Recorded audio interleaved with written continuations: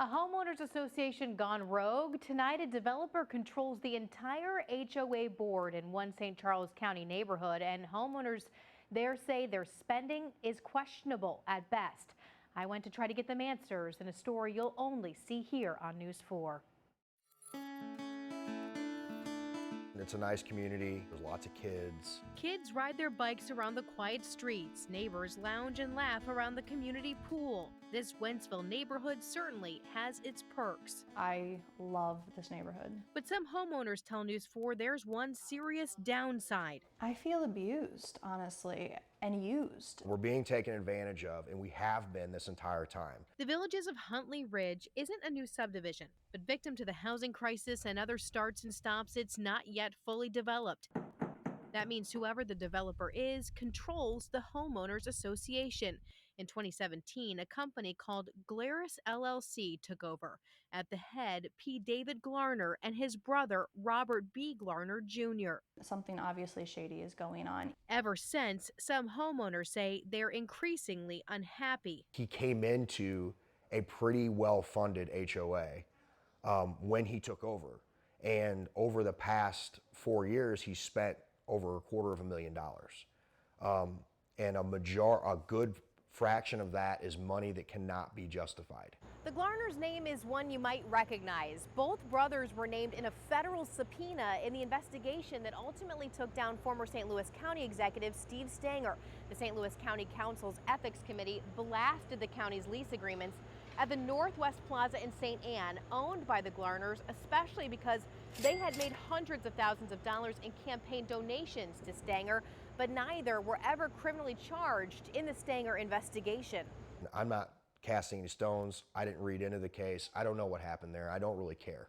All I know is that as a citizen of Wentzville and as a member of this HOA and this community, we're being ripped off. Without a single seat on the HOA board, currently comprised of the brothers and their mother, homeowners say they're at the mercy of the developer's spending. So I want to know where it's going. They pore over the financial documents, but they say stuff just doesn't add up.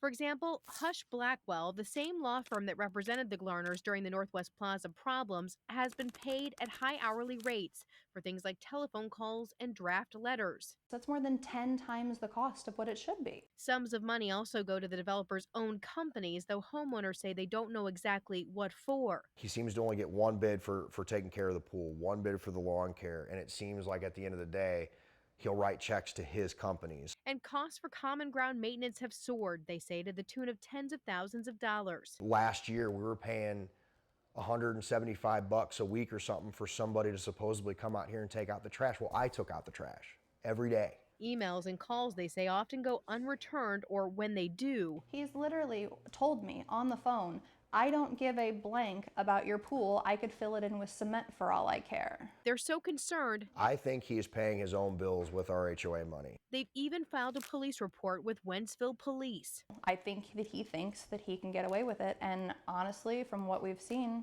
he might be able to. And that's not fair. This area of law is not as straightforward as anyone would like it. Todd Billy is an attorney specializing in community association law. He says developers, of course, have interests in subdivisions early on. Build a quality home, sell it, move on. Great. We're happy about that too. But he says just like regular HOA boards, developers have a fiduciary duty to do the right thing. You cannot use the funds or the goodwill of that association for other means. It has to stay for the best interest of the association.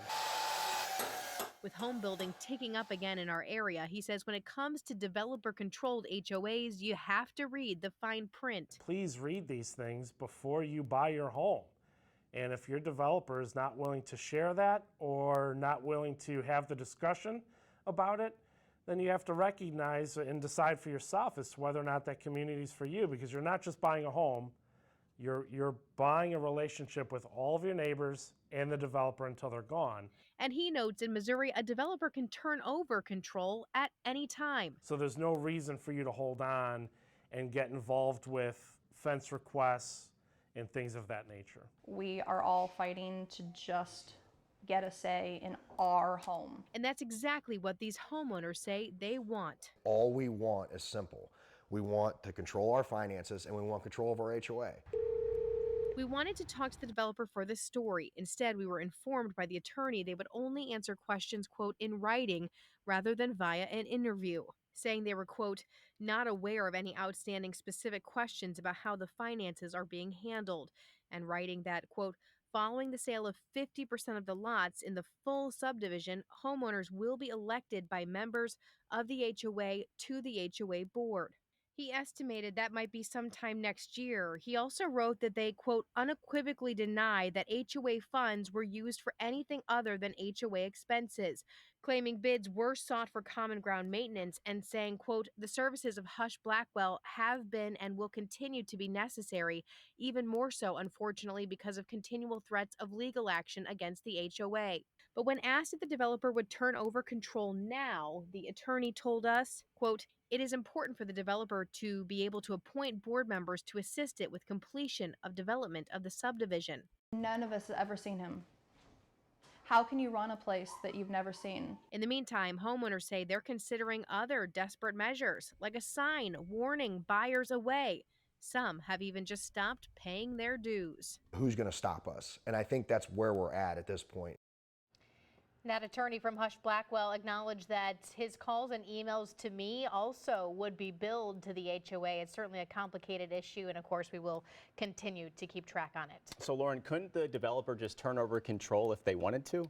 Yeah, that's certainly a big part of the issue here. By law, he certainly could, and he has promised to do so. He's promised to give up one seat on the board once a large component of the subdivision is finished, but that can still be a long ways off, and really just one seat on the board for those homeowners might not make a big difference. In the meantime, this is getting the attention of some city officials out there as well, so more could develop on this, certainly. All right, certainly a messy situation.